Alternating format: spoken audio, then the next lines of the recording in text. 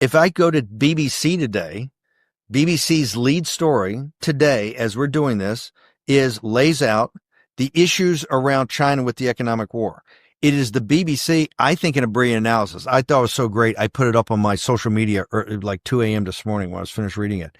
The BBC goes through an incredibly detailed analysis of Xi's economic problem. Yes. The central problem, they say, is Scott Bessent's thesis, which the CCP has tried for years to get more of a consumer economy because they understand they can't continue to rape and pillage the West with what they're doing. They understand they have a problem. They have to change it.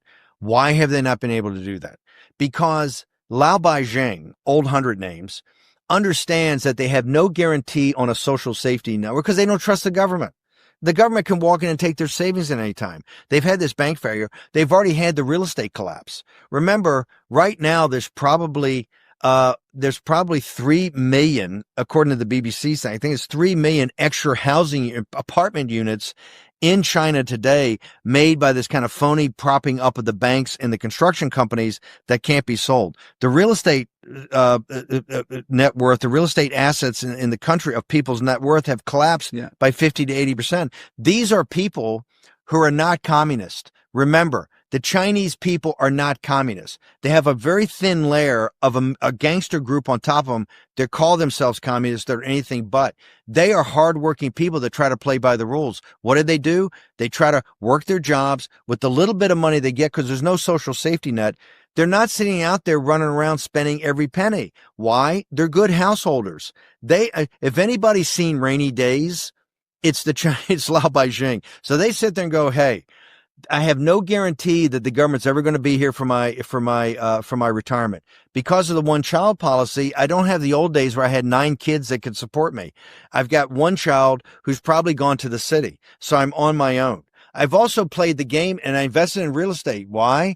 Because everybody in the Western world, all the Goldman Sachs, everybody came over here and said, hey, the way to get some net worth is just like in the West. 90% of the net worth of your audience, if they're lucky enough to own a home, is in a real asset. The Chinese played the game according to the rules and put in a real asset. You know what they got for it? 50% less. So right now, internal to China, they have a massive problem. They can't get any consumer going. And so they still try to beggar thy neighbor with the pricing they do here. That has to stop because in beggar thy neighbor, they have made paupers out of the working class in the United Kingdom and the United States. So I don't actually think that necessarily contradicts Scott Bessent's analysis because I think he kind of if he might agree with that, and what he wants is the whole system to change. He wants the CCP out. So yes, if that's the case, then what he's saying is not all of it out, but I would want it all out. We know that's not practical. What he's saying is that he says they have a higher risk of collapsing than we do. People should understand as we sit here today, because I don't think people understand the depths of this war. That's why I really recommend people read this or a summary of it. We have a full embargo, virtually, in the United States for products coming from China and vice versa. When I say that, we had truckers on. We are a big supporter of our truckers. We've had them on for this executive order that was signed to stop. You have to speak English in the United States to kind of get the Mexican and Canadian truckers out of here, just back to U.S. truckers. We asked the guys, how's it going? And say, look, it could be a terrorist, but there hasn't been a truck leaving San Pedro, California or the ports in L.A. in about 3.5 weeks. So we're in an embargo right now.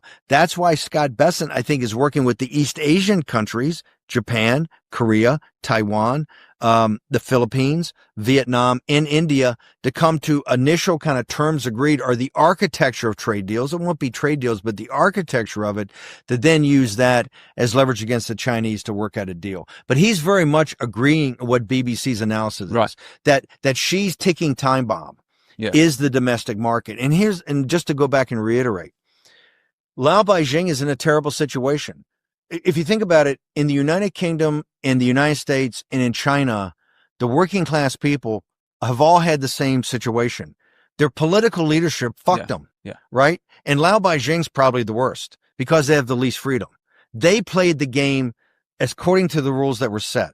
And the rules that were set is husband your resources, right? Save for a rainy day. And what you want to do, because they tell us this in the West, is to get a real asset. to buy real estate, to actually have, it's not going to be a white picket fence, but it's going to be an apartment in a building, right? And you do that, and its price is going to go up, and you can sell it later and make more money, put some away, buy a bigger place. What's happened is because of the phony financing of the construction and the banking industry, because the CCP guys, the factions run it, were skimming it off the top. Okay, this is one of the things in the 2019 deal was supposed to stop the corruption of them lifting off state-owned industries 20%. This is how the Chinese Communist Party finances itself, is the grift it takes off of the state-owned industries. It was the banking and the construction that was the biggest. They grifted off it.